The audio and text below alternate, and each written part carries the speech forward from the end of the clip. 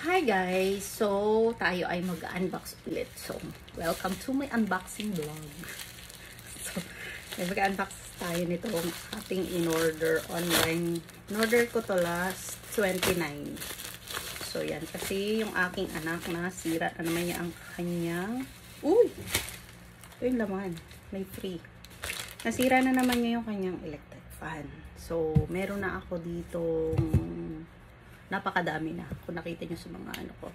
Ito kasi nalaglag niya. So, yan. Gumagana pa to. Kaya lang, kailangan pa siyang ayusin. Ayan. Ito tumutunog. So, kaya, parang tatalsik. Pero gumagana pa siya. Tapos, ito namang isa. Ito. Ayan. Itong umiilaw. Pero, hindi na gumagana. Pero ito ay, matagal ko na din nabili to. Matibay din sana to. So, pinakamatibay dun sa mga nabili ko at na-unbox is ito. Yan. Gumagana pa to hanggang 5. So, nilagyan ko na lang ng mga electric tape kasi nabagsak din ito nung isa kong anak. Pero gumagana pa siya. Pero yung isang nabagsak, gumagana kaya lang tumutunog. So, ito na yung ating package. So, yan. Try ko naman tong ano ba yan? Gojodok. Ewan ko. Gojodok. So, tatry ko to. Kasi, mostly ang binili ko dati ay Jisoo Life. So, anahin muna natin. So, yan. Ang binili ko ay yung high speed fan model GFS 001. So, nakuha ko to ng 500 plus. Nasa 700 siya. Eh, may voucher. Tsaka may mga coins ako. So, nakuha ko siya ng mga 500 plus. Limutan ko na yung exact price. So, ito ay 4.5 watts, 4,000 mAh. Product size is 59 by 61 by 160. Yan. So, kung makikita, I don't know, hindi siya makita kasi silver yung kanya. So, yan, tingnan natin. Maganda yung box niya, hindi na yupe. Actually, dalawa yung binili ko nito. Sorry. Kaya lang, hindi, sa ibang store nagkamali ako eh. So, yung isa, hindi pa nasa-ship. So, ito yung laman niya. Yan. Tapos, merong manual. And, ito. Yung fan mismo. Merong tag dyan. Lanyard. And, yan. Maganda yung box niya. Pwedeng i-recycle, lagyan ng regalo sa Pasko since bare months na. Yan. At ito siya. Oh, magaan lang siya compared. Hindi, halos pareho. Pero ito ay plastic.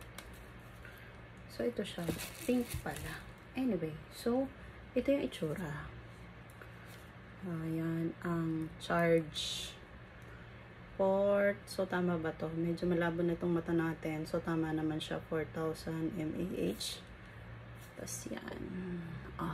And, ito yung volume up, volume down. So, ito, tingnan natin.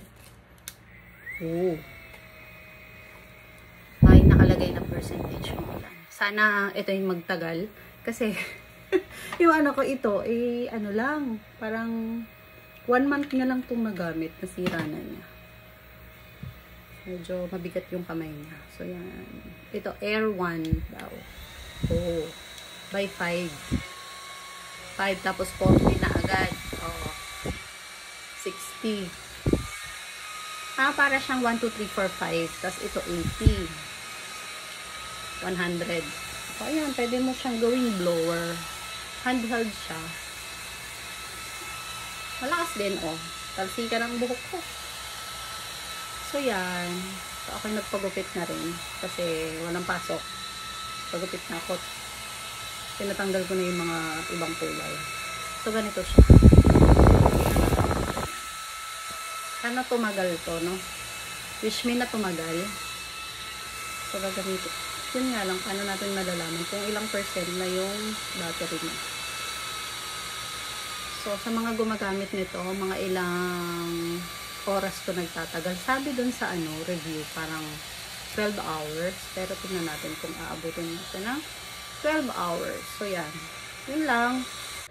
At meron pala siyang free na silicone case. So, yan. Tingnan natin yung silicone case. Pero lalaki ang gagamit. So, okay lang naman siguro lagyan ng silicone case. Kaya paano to ilalagay? Ah, didikit siya. Ayoko idikit. So, ididikit mo siya dito. Paano? Ganyan. Matsyag. Ay, medyo hindi ko to forte. Ayan, maganda siya. Parang gusto ko. Pag nilagay ko to, ayan, magiging ganyan siya. Tapos, ito, silicone face to, pero glitter siya. Magiging girly-girly. Pero lalaki kasi yung gagamit, baka umayaw yung anak ko. Mali na yung nabili ko. So, yun lang. Thank you. Gojo dong. Bye-bye.